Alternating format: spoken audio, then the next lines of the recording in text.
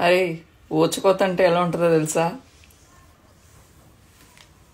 ఈ జూన్ 4 తర్వాత, ఈ జూన్ 4, 2024 సేవ్ ద డేట్, ఆంధ్రాలో ఎవడెవడైతే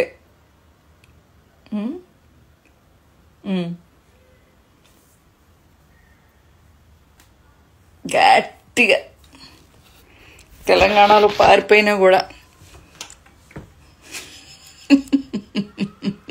మీ పరిస్థితి తలుచుకుంటుంటే ఉందరా నాకు మామూలు కాన్ఫిడెంట్గా లేదే. నన్ను అన్నారు కదా, నన్ను అన్నవాళ్ళు కాదు, లేకపోతే వీళ్ళని అన్నారని కాదు, కానీ వైఎస్ఆర్సీపీని టార్గెట్ చేసిన వాళ్ళందరికీ అది ఏ వ్యవస్థలో ఉన్నా కూడా వాళ్ళ పరిస్థితి తలుచుకుంటుంటే,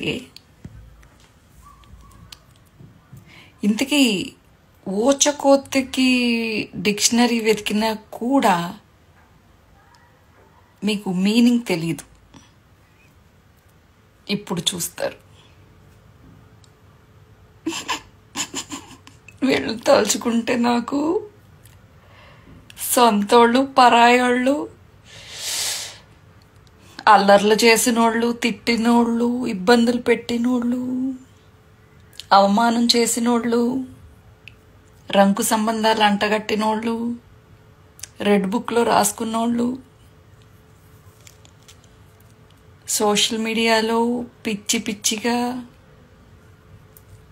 వీళ్ళ పరిస్థితి ఏంటో నాకు అర్థం కావట్లేదు. ఎస్పెషల్లీ మా పావులాబా ఏమవుతాడో అని చాలా టెన్షన్గా ఉంది. తొందరగా జూన్ 4 వచ్చేస్తే ఈసారి నా జూన్ 12 బర్త్డే మామూలుగా చేసుకోను. జీవితంలో మర్చిపోలేని పుట్టినరోజు చేసుకుంటా.